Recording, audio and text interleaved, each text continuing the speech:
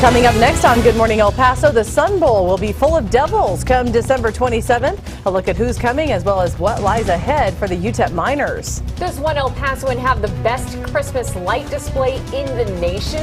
We'll find out tonight as the Fred Loya House competes on the Great Christmas Light Fight. And happening now, hundreds of firefighters are on the front lines of a huge fire that is threatening downtown LA. The video you just have to see coming up. Also, a report of the use of torture by the CIA is said to be so shocking, officials are scared it will spark protests around the country. Where news comes first. From the Mesilla Valley and Las Cruces to El Paso and the borderland. This is ABC7's Good Morning El Paso.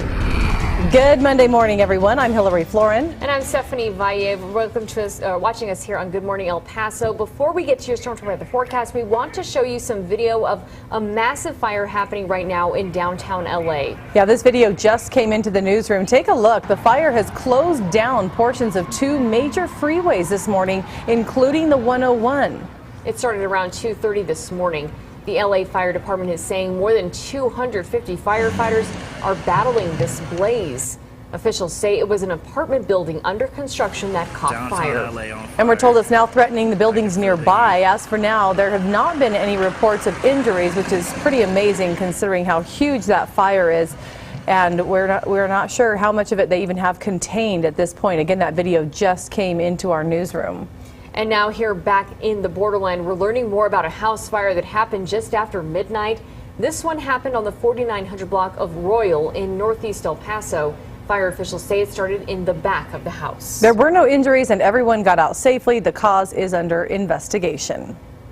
Well, it is Monday. What can we expect for the work week ahead? We're saying it feels really spring-like out there. It doesn't feel very Christmassy outside. It doesn't, Crystal, but you know, I noticed that it does smell very nice, almost like a rain.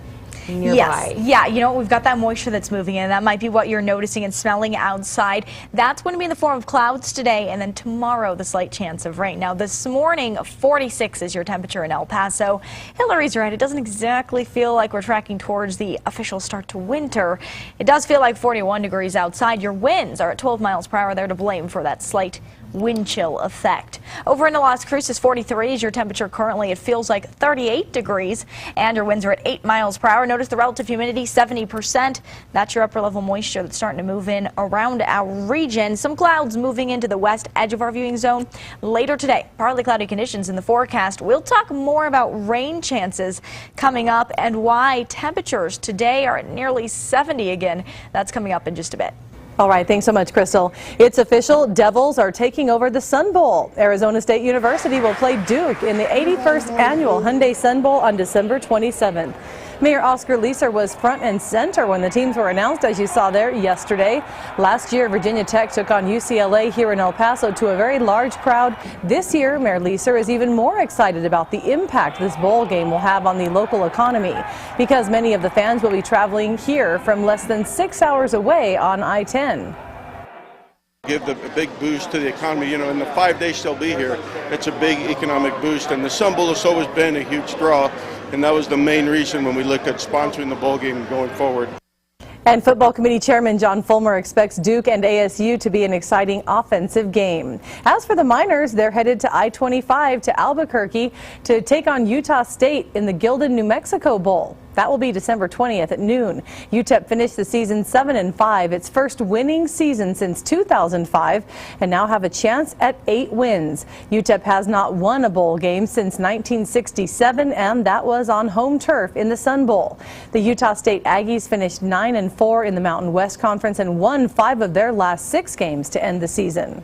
Switching gears now, a man is dead after being hit by a car, and now police need your help finding the person responsible. It happened just before 8 o'clock Friday night on the 7300 block of North Loop in the Lower Valley. Police say a man was crossing North Loop when he was hit. He later died at the scene. The driver who hit him drove off. Information is very limited at this time, but police are saying the vehicle is described only as a black car. If you have any information, you are urged to call El Paso Police.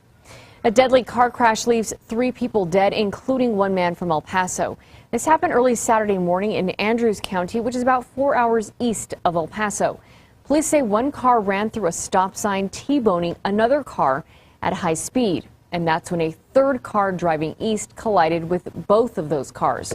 We've learned 32-year-old Stephen Michael Bolton from El Paso died, as well as 43-year-old Douglas Irwin and 15-year-old Marcus Irwin from Big Spring, Texas. Another injured driver is in stable condition at the Texas Permian Regional Medical Center. A Las Cruces man is recovering at UMC this morning after he ran a stop sign while riding his bike. Las Cruces police say the 60-year-old was riding on Maese Street and North Motel Boulevard, not far from the intersection of Picacho and Motel Boulevard.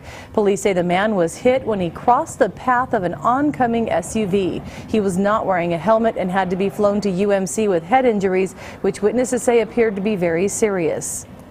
He flipped up in the air, 7 to 10 feet up in the air, and landed hard on the pavement. Police say the cyclist may be cited for running the stop sign. The driver was not cited. Well, switching gears now, at least a few strings of lights can be seen at many borderland homes for the holiday season. We put up our string of lights around, pretty simple, but one home, of course, is known locally for going all out. Yes, they're getting in the national spotlight. That's how far out they went. Now, good morning, El Paso's Andrew J. Polk is live with more. Hi, Andrew. Yeah, good morning, Hillary and Stephanie. The Loya family draws thousands every year to the light show at their home in East El Paso and will be vying for the national title of Best Christmas Lights tonight. Now, this is the 10th year that they've put up their extensive display, seemingly getting bigger and bigger every year, now reaching national recognition. They'll be going up against about 20 other families, going head-to-head for the title and $50,000 in prize money. We were there as the lights were being set up earlier this season, and some of the show's filming was going on. The Lawyers are hopeful of their chances in the competition, but the thousands that the light show draws can be a headache for neighbors. Sometimes it could get a little too crazy and we can't really get to our houses. So, yeah, that's the problem.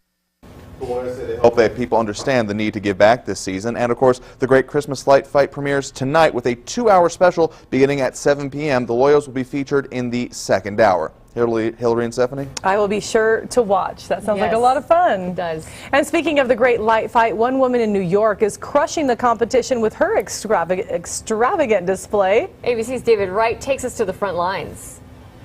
Americans love going over the top at Christmas time. What do you make of it? It's fantastic. It's beautiful. Just have a gander at YouTube. There's a Taylor Swift house that could give you seizures.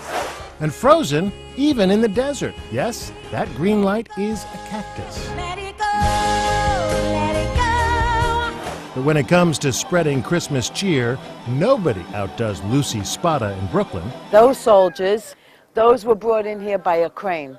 Her half of this duplex is Christmas Central. To me, I like my whole house filled up. At first, she says the neighbors were kind of skeptical, but over the years they have caught her Christmas spirit. Her block, now such a sensation, they bring tour buses in to see it. Our official company slogan this time of year is Rockefeller Center, forget about it. So what makes for a perfect Christmas light display? Well, ABC has a new reality show, The Great Christmas Light Fight, Monday night. Families like the Weavers, transforming their homes from plain old before to extravagant after. Lucy Spada says her display will continue long after she's gone. Because it's in my will. Nobody gets this house unless they decorate. What? That means grandchildren, children, they will not have this house. It's specified. Rockefeller Center, forget about it. David Wright, ABC News, Brooklyn.